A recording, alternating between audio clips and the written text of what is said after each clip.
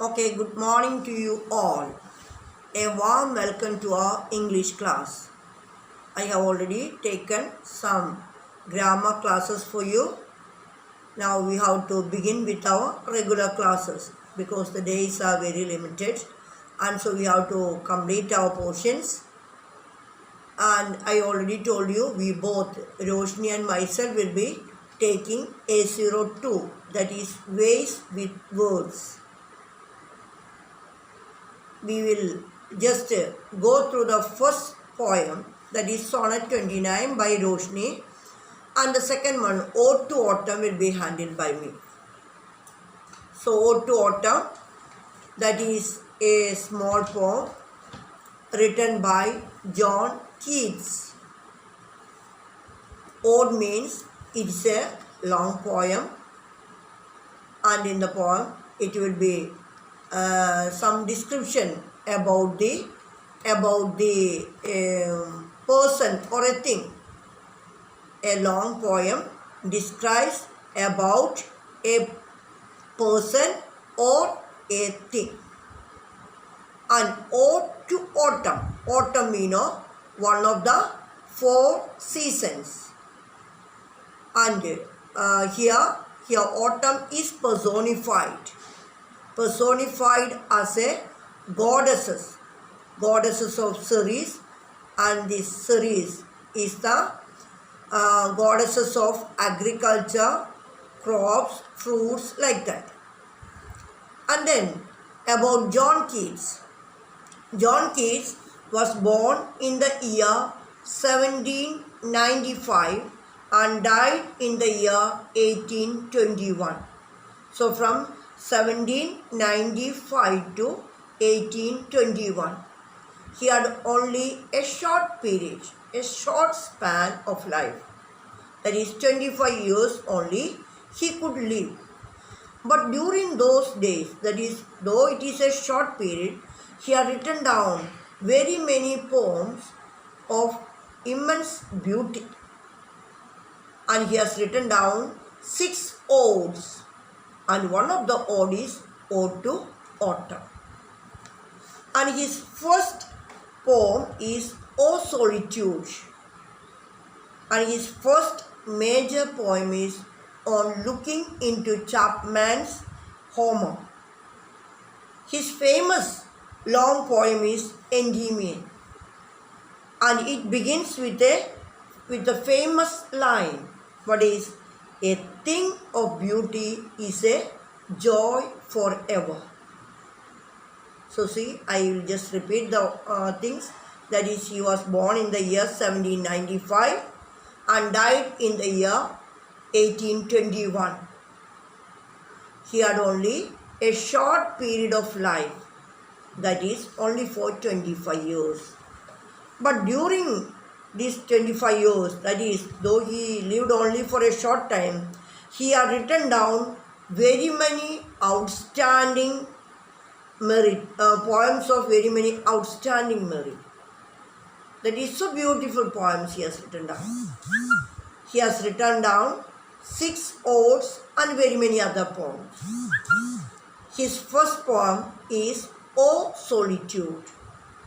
And his first long poem or major poem is On Looking into Chapman's Homer. And his first major poem, long poem, major is long poem, that is Endymion. And it begins with a beautiful line, that is, a thing of beauty is a joy forever.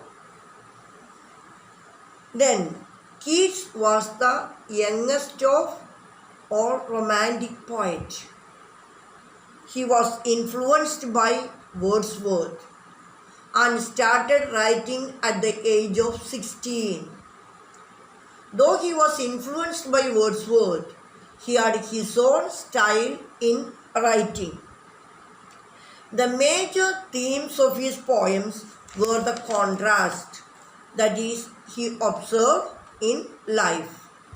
Contrast, the opposites, that is, he wrote about pain and pleasure, joy and sorrow, and life and death. So see, he was the youngest romantic poet. Then he started writing at the age of 16. He was influenced by Wordsworth, but he had his own style of writing. The major themes in his poems were the contrast of the life. That is, he wrote down about the pain and pleasure, joy and sorrow, life and death. Then he was engaged to Fanny Brawley, who was his lover in 1819. And they were living happily for few months, we can say.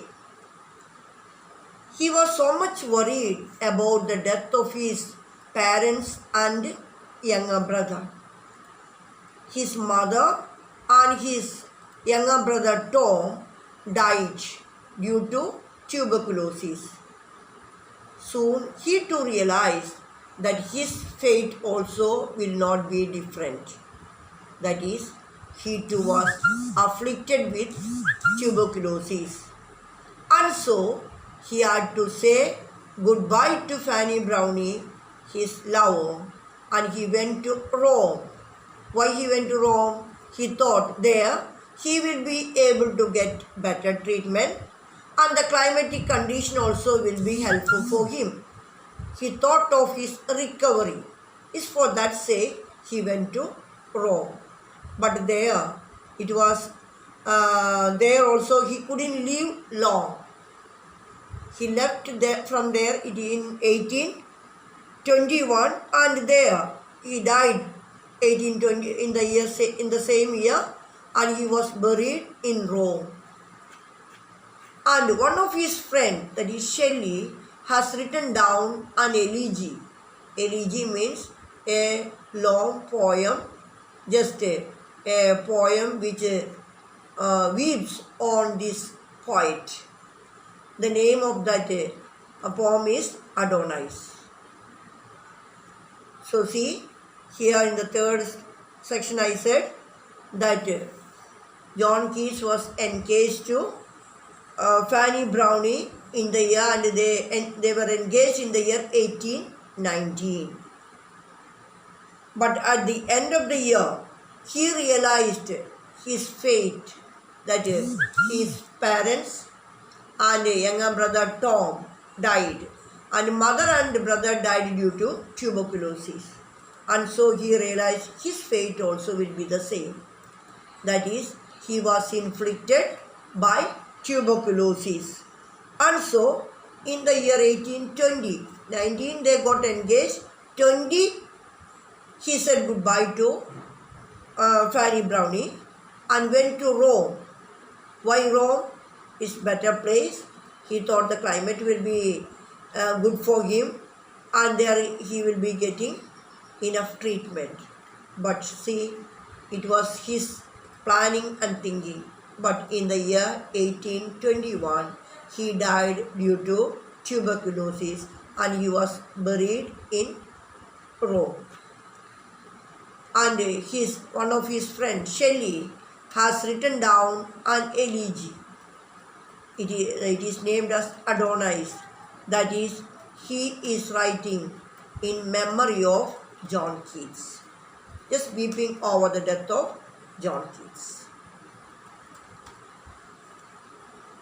Then, all throughout his poem, we are able to see beautiful images which will be very interesting to all our senses. That is, with our eyes we are able to see and enjoy. With our ears we are able to hear.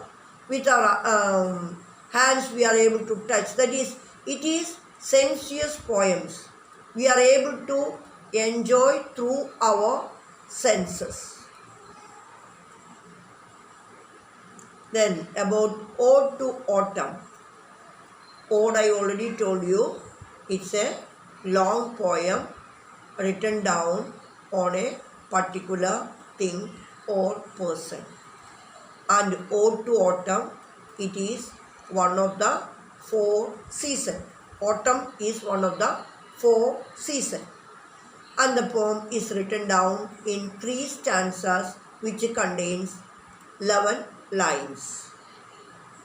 And in the first stanza we see that autumn is the bosom friend of maturing sun, and autumn personified as a woman, as a goddess, and this goddess is speaking with the maturing sun to beautify the nature. There she is telling, see, the wine should be blessed, the apple trees should be blessed, and the vegetables. She is going on talking with him to feel everything that on earth should be beautified. And in the second stanza, it is harvesting time, and so autumn is personified as the goddesses, and this goddesses is found in different places. The first place, that is the store, where the farmers, after harvesting, they will be just keeping the grains for the further use in their store. And in the second place is granary floor. Granary floor, that is where the reaped grains will be brought, and it will be separated from the hay, then again separated from the chaff, and it will be kept. So, in the second position, or the second place where we find this goddesses is, that is granary floor. And third, we are able to find these goddesses in the half-reaped paddy field. And fourth, we will be able to see that the goddesses is just closing the broom, keeping the collected grains on her head. And finally, we are able to see her at the cedar press. So, in the second stanza, we are able to find different places where the farmers could find their goddesses. And in the third stanza, we are able to see the different types of songs available or heard in the autumn season. Autumn season is so much worried about the songs of spring. But the poet is telling, see, you need not be worried because you have got your own songs. And the different songs are the songs of the nuts, songs of the full-grown lamb, then the hedge wickets, the fourth robins, and the fifth swallows.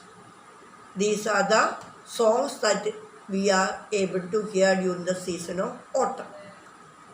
So I hope it's clear what are the things that you find in these 3 stanzas.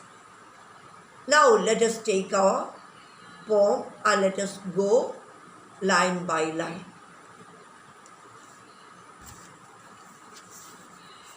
So, Ode to Autumn, written by John Keats. Ode is a long poem written down about or describes about a person or thing. And here about autumn season is described. Autumn is one of the 4 seasons.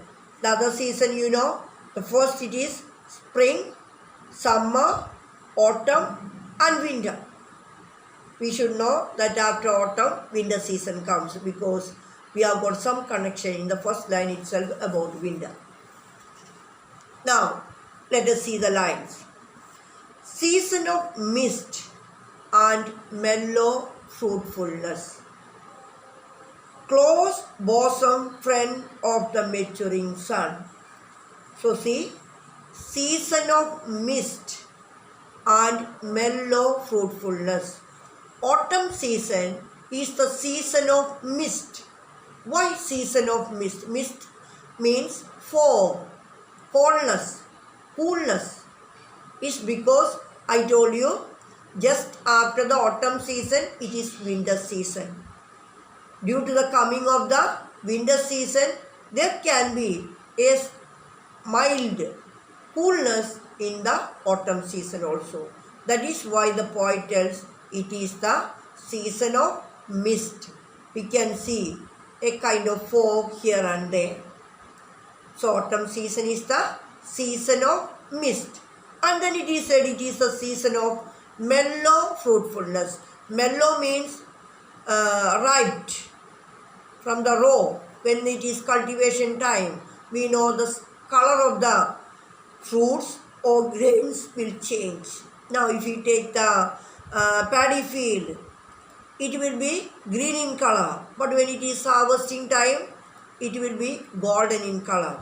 Or if we take our own fruits, now mango, it will be green in color, but when it is ripe, there will be varieties of color.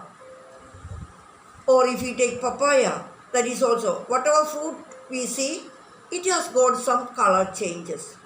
That is, mellow fruitfulness means it is the time to be harvested. The paddy field, it is already golden in color. That means it is time to be cultivated. So see, the first line says, autumn season is the season of mist and mellow fruitfulness. Then, in the second line, it is said, close bosom friend of the maturing sun. Who is the close bosom friend of the maturing sun? It is autumn season. What do you mean by bosom friend? Bosom friend means the intimate, the close, very intimate friend. We may have very many friends, is it not? But all may not be bosom friend. What is the specialty of the bosom friend? Bosom friend means we will be able to tell, we will be able to share all our sorrows and joys with him or her. We are free to say. We may not be able to share everything and anything with others, with everyone. But to a particular person, we have to share all our feelings. That will give a kind of satisfaction to us also. When we are so sorrowful, if we share our sorrow, we will be happy. We will be happy that somebody is there to listen to us. And here, autumn season is considering the maturing sun. Sun is also maturing, that is towards the end of the day. Maturing sun. Sun is also mature at the end of the day. And there, what happens? Autumn season is going on. Autumn season is personified as a woman. We see in the second stanza that she is personified as the goddesses. God is male, goddesses is female. And see, she is the intimate friend of the maturing sun. If they are two thick friends, they will be able to speak anything and everything. And what are they speaking? That is what we see in the rest of the stanza. The first thing that she is telling, conspiring, speaking very slowly to the bosom friend. We may not say loudly. Only that particular person need to listen, need to hear. And so very softly, even to their ears, we will be speaking. So conspiring with him, how to load and bless with the fruit, the vines that round the thatched eaves run. So first, she is talking about the vines. Vines means the plant on which the grapes are found.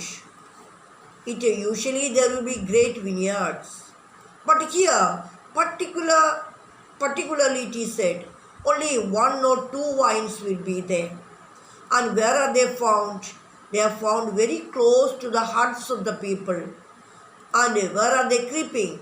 They are just creeping around their thatch. Thatch, that is small huts made of, and the roof is made of maybe some palm leaves or something, or hay and all. And see, there is eaves. Eaves means the procrim part. All the four corners will have a support.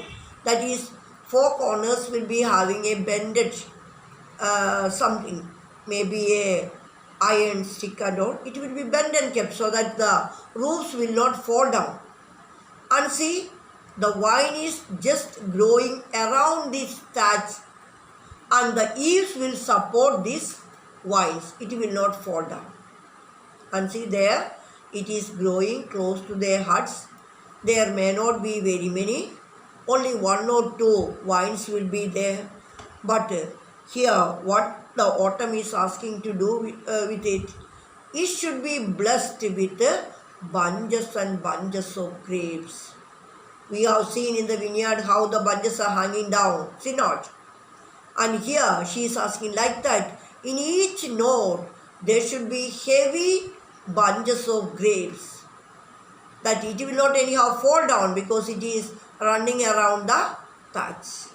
And that vine should be blessed with bunches and bunches of grapes. So about the vines it is told. Secondly, what is she telling? To bend with apples the most cottage trees and fill all fruit with ripeness to the core. And second, she is talking about the apple trees and how the apple should be given. The apples should be there on the apple tree. It should not be one or two. The branches of the tree should bend down with the weight of the apples. It should never be broken. Only bend it with the weight. And which kind of trees? It is also most trees. Most means some kind of greenness will be there. That is also living, or that is planted close to their cottage. There are also not many trees. Only one or two trees will be found. But whatever is there, how many, it's not the number. Whatever is there, that should be filled with apples, and the branches should be bent down. And see what kind of fruit should be there. The fruit should be sweet to the core. Core means center. Sweet to the core, from all the sides to the core it is. That means the fruits should be very tasty. We know very many kinds of mangoes are there, and all may not have the same kind of taste, is it not? It will be different taste. And usually we say that if they eat mangoes, when we reaches the nuts, it may have some kind of sour.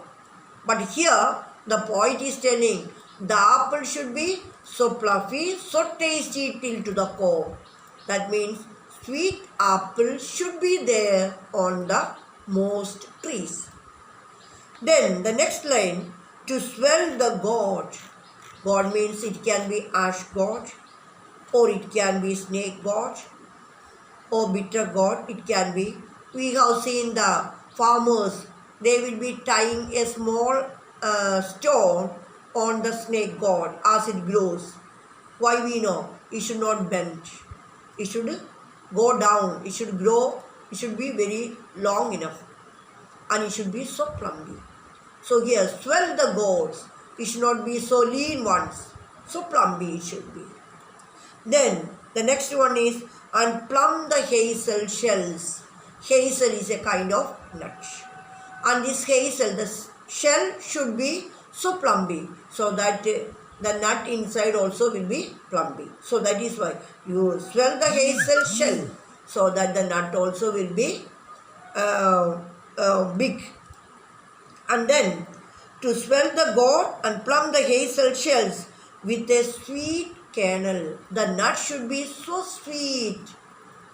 And why? Here not only for the people to taste and eat, there is another duty also for this nut. What is it? To set budding more and still more. To set budding more. We know the seeds will be planted, and from that the next generation comes. Is it not? The seeds will be planted, and if it is planted, we know it will germinate, and slowly seedling will be coming out. This seedling will be growing into plants, then it is to trees, then there will be flowers, from the flowers to the seeds. So here it is said that to set budding more, that is these plants, these seeds should be planted. And still more. And still more means that is again and again. It should never be stopped. Always the process should go on and on. And then it is said when it is when the seeds are planted like that, it germinate, seedling will be coming out, plants will be there, and from that plants trees will be there. When it is trees, we know the flowers will be there. So the next line says, later flowers for the bees, until they think warm days will never cease, for summer has overbrimmed their clammy cells. Later flowers for the bees. See, from the trees, we know when it is mature enough, the trees are mature enough, the flowers will come out. And these flowers, the poet is so concerned about the bees. The bees, we know, they will never be satisfied of collecting honeys. In the summer season, there was enough and more flowers. They have collected a lot of honey and it is filled. Their honeycombs are filled. But still, if they find flowers in the autumn season also, they are happy. They think the summer season, the hot days are not over. The summer season is not over.